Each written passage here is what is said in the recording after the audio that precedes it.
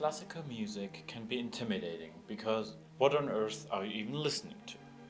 To help you get started, I'm going to explain the basics of how names in the classical world work using this piece by Ludwig van Beethoven as an example. First, the musical form is mentioned. In this case, we are listening to a symphony. Each form has certain standards.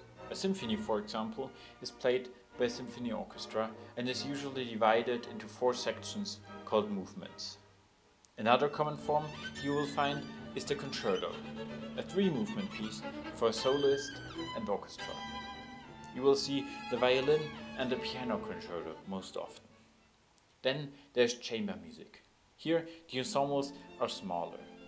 A prominent one is the sonata, a piece for a solo instrument, sometimes with an accompaniment piano. Then there are all sorts of different combinations of instruments, most notably probably the string quartet, which consists of 2 violins, a viola and a cello. Next is the number. If a composer wrote more than 1 piece of a kind, then they are numbered chronologically. Note 3 thus indicates that this is the 3rd out of Beethoven's 9 symphonies.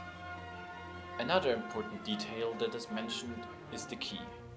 I won't go into too much detail, but it basically defines on what notes and chords the piece is built upon. The key is either major or minor and can have any of the 12 notes as its base.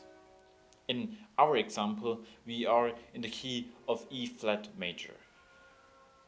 The Opus 55 is another numbering that is generally given to each piece a composer writes and is an easy way to reference or find a specific work someone composed, as well as have an idea of when it was created. A few composers have their own name for this. Bach's works, for example, aren't categorized in opuses but in the BWV, the Bach Werkverzeichnis. In this case, the piece even has a title, which most don't. It is sometimes given to it by the composer himself or for other occasions. The Heroica should have been celebrating the hero of the French Revolution, Napoleon Bonaparte. After he declared himself emperor though, Beethoven furiously tore the first page of his score into pieces and crossed out Napoleon's name. The title Heroica was kept though, still referencing the heroic feeling the piece encapsulates. As I've already mentioned, our classical pieces often divided into several sections called movements.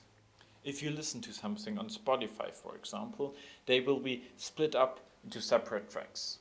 I can only advise you, no, beg you, to listen to the whole piece and not just the individual movements. Each movement is numbered, usually in Roman style. And then, at last, the tempo and other general instructions the composer wrote at the beginning of each movement are mentioned. All of this can seem quite complicated at first, but once you understand the structure, it will quickly become second nature. And no worries, you don't have to remember every detail. A fellow classical music fan will know which piece you mean by just the composer, form and number. And now go, explore the incredible world of classical music.